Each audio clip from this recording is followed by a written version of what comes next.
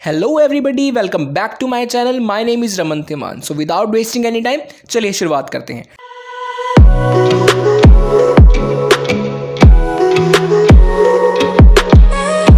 आज का जो हमारा टॉपिक है वो है चैप्टर नंबर 8 का। जो हमारे छोटे छोटे टॉपिक्स रहते थे हम उसको कवर अप करेंगे। तो हमारा जो फर्स्ट टॉपिक है वो है size of work force in India. देखिए, हमारे देश का जो वर्क फोर्स है हम आज उसके बारे में पढ़ेंगे। India has work force of nearly 473 millions, ठीक है, 47.3 करोड़ पीपल्स हैं हमारे देश में जो वर्क फोर्स में आते हैं। अगर हम पूरे विश्व की बात करें तो इंडिया में सबसे ज़्यादा लोग हैं जो वर्क फोर्स के अंतर्गत आते हैं। There are 70% males and 30% females, ठीक है। मेल का परसेंटेज हाई है एज कंपेयर टू फीमेल्स। और रूरल और अर्बन एरिया की बात कर लेते हैं जी। 75% फाउंड इन रूरल एरियाज, 75% जो लोग हैं वो वर्क फोर्स में आते हैं रूरल एरिया में। और 25% 25% फाउंड इन अर्बन एरियाज, ठीक है जी। अर्बन एरिया में कम है as compare to rural areas. इसके पीछे का क्या कारण है जी, अब इसको एक क्वेश्चन बना लेते हैं। नेक्स्ट जो टॉपिक है हमारा इसी के ऊपर बेस है। Why is the bulk of our workforce in rural based? Why? क्यों इतनी ज़्यादा वर्कफोर्स है हमारे पास रूरल एरिया में as compare to urban area? चलिए पढ़ते हैं। This is simply because bulk of jobs are in rural areas, ठीक है। इसका जो मेन कारण है वो क्या है कि रूरल एरिया में जॉब जो है वो बहुत ज़्यादा है एज़ कम्पेयर टू अर्बन। ये कैसे हो गया सर? अभी पढ़ते हैं जी ये कैसे हो गया। अभी आपकी सारी आकांक्षाएं दूर की जाएंगी। Means more people are engaged in farming but contribute less to GDP, ठीक है। बहुत सारे लोग हैं जो रूरल एरिया में वो फार्मिंग करते हैं, एग्रीकल्चर करते हैं, बट वो जीडीपी में कंट्रीब्यूट कम करते हैं। ये क्यों जी? क्योंकि हमारे देश में जो फार्मर्स हैं ना उनको वो सहूलतें नहीं मिलती, वो सुविधाएं नहीं मिलती जो उनको मिलनी चाहिए। गवर्नमेंट भी कहीं ना कहीं इनको नो डाउट गवर्नमेंट बहुत ज़्यादा इनिशिएट करती है, बट कहीं ना कहीं इनके हित में वो फैसले नहीं होते हैं, ठीक है। तो ये तो अलग टॉपिक हो गया, बट हम जो क्या कहना चाहते हैं कि जो फार्मर्स हैं वो बेशक फार्मिंग कर रहे हैं बट कंट्रीब्यूट कर रहे हैं जीडीपी में, वो बहुत ज़्यादा लो है। This means low productivity of workers in rural areas. तो यही एक मेन कारण है कि हमारे देश में जो रूरल एरियाज हैं उनकी जो प्रोडक्टिविटी लेवल है वो बहुत कम है एज कंपेयर टू अदर्स, ठीक है। लो प्रोडक्टिविटी इम्प्लाइज लो अर्निंग्स। देखो, लो प्रोडक्टिविटी का सीधे से सीधा इफेक्ट कहाँ पे पड़ेगा? लो अर्निंग्स में पड़ेगा। अगर आप लो प्रोडक्टिविटी करोगे तो अर्निंग्स भी आपके पास लो होंगी और जीडीपी भी लो में जाएगी। तो which is why there is a bulk workforce. तो ये एक मेन जो कारण है वो क्या है कि लो अर्निंग्स, लो प्रोडक्टिविटी, ये जो मेन कारण है। Why is the bulk workforce in rural based. देखो, आपके पास आपके साथ में एक छोटा सा स्टैटिस्टिकल एनालिसिस भी होगा। इसमें ही आप समझ लो कि अर्बन एरिया में जो कैजुअल वर्कर्स हैं वो 18% हैं और रूरल एरिया में जो कैजुअल वर्कर्स हैं वो है 39%। और आगे बात कर लेते हैं जी। सेल्फ एम्प्लॉयड वर्कर्स भी अर्बन एरिया में कम है as compare to rural area. और रेगुलर सैलरीड वर्कर्स वो तो बहुत ही ज़्यादा कम है। रूरल एरिया में सिर्फ 7% है और अर्बन एरिया में 41% है। तो जॉब अपॉर्चुनिटी, जो कह लीजिए जॉब अपॉर्चुनिटी है, वो रूरल एरिया में बहुत ही ज़्यादा कम है as compare to urban area, ठीक है। So there are some issues जिनको गवर्नमेंट रिसोल्व कर रही है, सोल्व कर रही है, कुछ तो कर रही है, हमें भी पता लग जाएगा जल्द ही। तो let's jump on other topic. Why is percentage of female workers low and still lower urban areas. अब फीमेल वर्कर्स का भी एक मेन इशू है कि हमारे देश में जो औरतें हैं जो शहरों में रहती हैं उनकी परसेंटेज इतनी क्यों कम है जी, ठीक है। और अभी भी इतनी क्यों कम है? हम इतनी मॉडर्न वर्ल्ड में आ चुके हैं, अभी भी औरतें इतना काम नहीं कर रही शहरी इलाकों में जितना उनको करना चाहिए, ठीक है। इसके दो कारण हैं। लो अपॉर्चुनिटी फॉर जॉब, फीमेल्स की जो जॉब अपॉर्चुनिटी है उनको जो जॉब मिलनी चाहिए वो नहीं है, वो अपॉर्चुनिटीज़ नहीं मिल रही उनको। अगला है in India most families job work for womens is still govern by family decisions. देखो आपने अपने नोन्स में, अपनी फैमिलीज में, अपने फ्रेंड्स में, अपने रिलेटिव्स में कहीं ना कहीं देखा होगा कि आपका कोई रिलेटिव है, फीमेल फ्रेंड है या फीमेल रिलेटिव है, वो बहुत ही पढ़े लिखे हैं ना, बट वो जॉब नहीं कर रहे। अगर आप उनसे पूछोगे तो क्या कारण है जी, टाइम नहीं मिला हमको, फैमिली ने अलाउ नहीं किया, फलान ढमकाना, मतलब बहुत ही ज़्यादा उनके पास रीजन होते हैं। बट इसका जो मेन जो इशू है वो क्या है, in India most families job work for womens is still govern by their family decisions. तो ये भी एक जो मेन कारण है हमारे देश में। Here are some statistics fact relating to rural urban rate of participation of male and female population in the country. हमारे पास कुछ स्टैटिक्स फिगर्स भी हैं जो मेल और फीमेल वर्कर को दिखाता है। There are 31% casual wage labours जो मेल है और 37 फीमेल कैजुअल वेज लेबरर्स जो हमारे पास इस डेटा में हैं। देखो 31% है मेल्स और 37% है फीमेल्स जो कैजुअल लेबर्स में आता है। आपके घर के नज़दीक अगर कोई घर बन रहा होगा या कोई दुकान बन रही होगी, कुछ भी कंस्ट्रक्ट हो रहा होगा, तो आपने देखा होगा कि वहाँ पर इतने बंदे नहीं होते जितनी लेडीज़ होती हैं। लेडीज़ अपने सिर के ऊपर इतने बड़े बड़े ईंटों के ढेर ले जाती हैं ना, इतनी बड़ी बड़ी मंजिलें चढ़ जाती हैं। तो ये भी एक कह लीजिए कि एक मेन जो मुद्दा है कि मेल वर्कर्स इतने नहीं होते हैं as compare to female workers.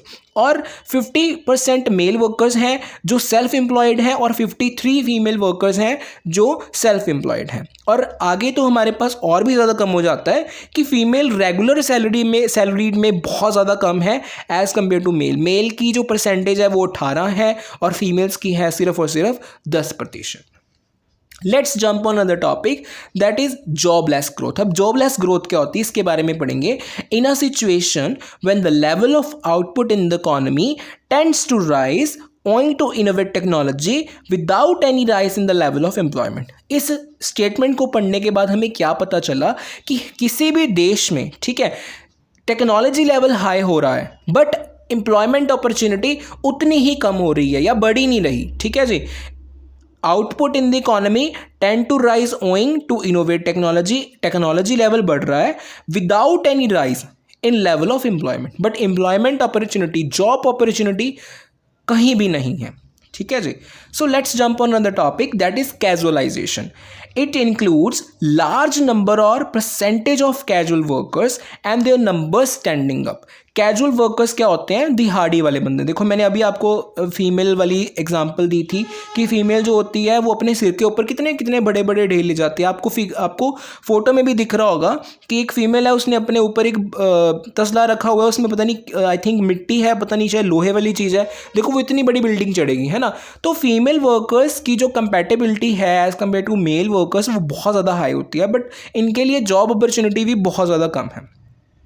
It includes, casualisation पढ़ रहे थे हम, इट इंक्लूड्स लार्ज नंबर और percentage of casual workers and their number tending up. देखो कैजुअलाइजेशन क्या है कि हमारे देश में जो कैजुअल वेज लेबरर्स हैं, मतलब जो दिहाड़ी वाले बंदे हैं, उनका जो संगठन है वो बढ़ता जा रहा है। ठीक है, और वो इतना बढ़ता जा रहा है वो रुक ही नहीं रहा। इसको हम क्या कहेंगे? कैजुअलाइजेशन कहेंगे। आगे बात करते हैं, हमारा जो अगला टॉपिक है वो है informalisation. Situation when people tend to find employment more in unorganized sector of the economy and less in organized sector in the economy। सबसे पहले आपको organized and unorganized का मतलब समझना होगा। लिख लीजिए आप अपनी कॉपी पेन उठा के। unorganized का मतलब होता है प्राइवेट सेक्टर एंड ऑर्गेनाइज्ड का मतलब होता है गवर्नमेंट सेक्टर काइंड ऑफ। ठीक है जी। सिचुएशन है ये एक, जब लोग एम्प्लॉयमेंट के लिए, जॉब के लिए प्राइवेट सेक्टर में जा रहे हैं as compare to government sector. ठीक है, गवर्नमेंट सेक्टर में अब उनको जॉब नहीं मिल रहा तो वो प्राइवेट सेक्टर की ओर बढ़ेंगे। ठीक है, वो बढ़ते ही जा रहा है। Situation when people tend to find employment more in organised sector and less in organised sector in an economy. ठीक है, नेक्स्ट जो हमारे पास आता है वो है difference between formal and informal workers. Formal और इनफॉर्मल वर्कर में हम डिफरेंस पढ़ने वाले हैं। पहला है पॉइंट हमारे पास, work in organised sector of the economy. Formal workers क्या है? ये एक ऑर्गेनाइज सेक्टर में काम करते हैं। ठीक है, ऑर्गेनाइज सेक्टर मैंने अभी आपको समझाया गवर्नमेंट सेक्टर, और informal workers work in unorganise sector in an economy. ये अनऑर्गेनाइज सेक्टर में वर्क करते हैं। नेक्स्ट है हमारे पास फॉर्मल वर्कर के पास सोशल सिक्योरिटी होता है, इनफॉर्मल वर्कर के पास नो सोशल सिक्योरिटी। ठीक है, formal workers can form trade unions, ये ट्रेड यूनियंस को फॉर्म कर सकते हैं, और informal workers can not form trade unions. Protect by various laws, जो फॉर्मल वर्कर्स होते हैं वो उनको प्रोटेक्ट करती है, लॉज उनको प्रोटेक्ट करते हैं, उनके राइट्स को प्रोटेक्ट किया जाता है, उनके पास हक होते हैं, उनके पास एक एक्शन ले सकते हैं वो। और इनफॉर्मल वर्कर्स ऐसा कुछ भी नहीं कर सकते, कैन नॉट और unprotect by labour laws. Let's jump on other topic that is unemployment. देखो अनएम्प्लॉयमेंट का मैंने आपको कल की वीडियो में समझाया था। अनएम्प्लॉयमेंट क्या होता है कि ये भी एक सिचुएशन है कि बंदा एम्प्लॉयेबल है बट उसको अपनी मनपसंद जॉब नहीं मिल रही, वो काम करना चाहता है eight their existing wage rate but उसको अपनी मनपसंद वाली जॉब नहीं मिल रही। अब इसके बारे में पढ़ लेते हैं। Situation when people are willing to work, बंदे काम करना चाहते हैं, बंदा काम करना चाहता है एट एग्जिस्टिंग वेज रेट, जो भी उसको पैसा मिलेगा उस रेट पे काम करना चाहता है, as well as able to work, और वो काम करने के लायक भी है but are not getting work, but उसको काम नहीं मिल रहा। ये भी एक अनएम्प्लॉयमेंट की डेफिनेशन है। आगे बात करते हैं types of unemployment. There are two types, first one is disguised unemployment and second one is seasonal unemployment. Disguised unemployment क्या होता है? When more persons are engaged in production activity then required. For an example, मैंने announce किया market में कि मेरे firm में job opportunity है, जो भी अप्लाई करना चाहता है वो आ सकता है। मैंने ये नहीं कहा कि मेरी फर्म में कितनी सीटें हैं अवेलेबल। अब मेरे को पता है कि मेरे पास 10 सीटें अवेलेबल हैं और जो मेरे पास जॉब लेने के लिए आए हैं वो 100 बंदा है। ठीक है, ये सिचुएशन कौन सी सिचुएशन है? डिसग्यूज्ड अनएम्प्लॉयमेंट है। जब मेरे पास सीटों की अवेलेबिलिटी कम है पर जॉब करने वाले बंदे ज़्यादा हैं। ठीक है जी। सीजनल अनएम्प्लॉयमेंट क्या होती है? ऑकर्स बिकॉज ऑफ नेचर और क्रॉप प्रोडक्शन। देखो अगर आप पंजाब में रहते हो वो तो कंपेयर करेंगे, या किसी और स्टेट में रहते हो जहाँ पर सीजनल प्रोडक्शन होती है, सीजनल फसल बनती है, जैसे कि कनक है, मक्की है ना। मतलब कनक क्या होगी? गर्मियों में होगी, और अभी कनक लगी हुई है, मक्की उन्होंने कर लिया। ठीक है, फिर कनक के बाद चावल लगेंगे, इस तरीके के साथ। बट यहाँ पर कई बंदे क्या होते हैं कि कुछ फसल करते हैं, कुछ फसल नहीं करते हैं ना। मतलब उन्होंने कनक ही करनी है सिर्फ और सिर्फ, या चावल ही करने हैं। ठीक है, बट बाकी जो महीने जब तक ये नहीं होता, जब तक चावल नहीं बनते या नहीं लगती उनकी फसल, तब तक वो क्या होंगे? तब तक वो अनएम्प्लॉयड होंगे। ठीक है, यही सिचुएशन है सीजनल अनएम्प्लॉयमेंट। इसी सिचुएशन में आती है जब कोई बंदा किसी एक सीज़न में क्या है फ्री रहता है और दूसरे सीज़न में वो क्या काम कर रहा है। जिस सीज़न में वो फ्री रह रहा है उस सीज़न में क्या होगा? लो प्रोडक्टिविटी होगी, लो अर्निंग्स होंगी। इसका कारण किसको पड़ेगा? इसका इफेक्ट किसको पड़ेगा? जीडीपी में पड़ेगा, लो जीडीपी होगा। ठीक है, तो ये क्या होगी? हमारे पास सीजनल अनएम्प्लॉयमेंट होगी। Let's jump on another topic that is cause of unemployment in India. अब भारत देश में अनएम्प्लॉयमेंट के क्या कारण है? Slow economic growth. हमारे देश में जो इकोनॉमी की ग्रोथ है वो बहुत ही ज़्यादा स्लो है, उसका जो रेट है, उसका जो एडवांसमेंट है वो बहुत ही ज़्यादा स्लो है। Rapidly growth of population. हमारे देश में पॉपुलेशन बहुत ज़्यादा बढ़ रही है और वो कंटिन्यू सीरीज में बढ़ रही है। सीजनल ऑक्यूपेशन, मैंने अभी आपको समझाया सीजनल अनएम्प्लॉयमेंट के बारे में, ये एज डिट्टो सेम है। ज्वाइंट फैमिली सिस्टम, हमारे देश में ऐसे बिजनेस चल रहे हैं, ऐसी बिजनेस भी होते हैं, चल रही हैं जो मुद्दतों से चलते आ रहे हैं ना। अब कोई बंदा है हमारे जैसे यूथ का, वो काम नहीं करना चाहता अपनी फैमिली में, वो जॉब करना चाहता है, उसको वहाँ पर अच्छी ग्रोथ दिख रही है, अच्छी अपॉर्चुनिटीज़ दिख रही हैं, बट उसको तब भी अपना फैमिली बिजनेस करना होता है। ये भी एक कॉज है हमारे देश में अनएम्प्लॉयमेंट का। लो सेविंग्स एंड इन्वेस्टमेंट, ये तो हमारे देश में एक मेन मुद्दा है। हमारे देश के लोगों के पास इतनी ज़्यादा पैसे नहीं होते कि वो अच्छा अपना कोई बिजनेस सेटअप कर सकें या अच्छी स्टडी कर सकें, है ना। तो ये भी एक बहुत बड़ा कॉज है हमारे देश में।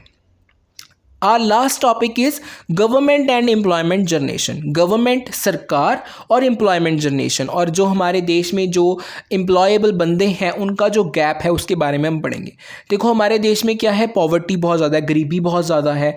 Policy and programmes government initiate कर रही है पॉलिसी प्रोग्राम के बारे में, बट उसके जो इफ़ेक्ट्स हैं वो आने वाले 5-10 साल के बाद मिलेंगे। बट हमको कोई ऐसी पॉलिसी या प्रोग्राम चाहिए जो हमें अभी अभी मतलब काइंड ऑफ 6 महीने में, 1 साल में हमें पॉजिटिव रिजल्ट्स दे सके। लैक ऑफ अवेयरनेस, गवर्नमेंट जो पॉलिसीज़ बनाती हैं वो लोगों के पास नहीं अच्छे से पहुंच रही, उसका जो मेन लैक कहाँ पर हो रहा है, अवेयरनेस नहीं है, जागरूकता नहीं है। जनरेशन गैप बहुत ज़्यादा है, ठीक है। New economy policy 1991 involves a massive drives toward privatisation. आपने टर्म 1 में किया होगा न्यू इकॉनमी पॉलिसी 1991, जो डायरेक्टली प्राइवेटाइजेशन की ओर जाती है ना, मतलब सब कुछ प्राइवेटाइज कर दो जी। ये भी एक बहुत बड़ा कॉज है हमारे देश में। न्यू इकॉनमी पॉलिसी 1991 जो आई है, अब गवर्नमेंट उसको इम्प्लीमेंट करना कर रही है थोड़ा थोड़ा करके। ये भी बहुत बड़ा कारण है हमारे देश में, कॉज है हमारे देश का। तो आपका जो चैप्टर नंबर 8 है यहीं पर ख़त्म होता है। Thank you so much for listening and don't hesitate to ask any kind of question. आप मेरे को टेलीग्राम में मैसेज कर सकते हो, आप मेरे को इंस्टा पर मैसेज कर सकते हो, आप मेरे को ट्विटर में ज्वाइन कर सकते हो, आप मेरे को मेल कर सकते हो। और आपको मेरी बहुत सारी शुभकामनाएं। और आपका जो पेपर है टर्म 2 का, उसको प्लीज़ अच्छे से करें, ध्यान से अभी से पढ़ना स्टार्ट कर दीजिए, कॉन्सेप्ट वाइज पढ़िए ताकि आप अच्छे से मार्क्स ले सकें। Thank you so much.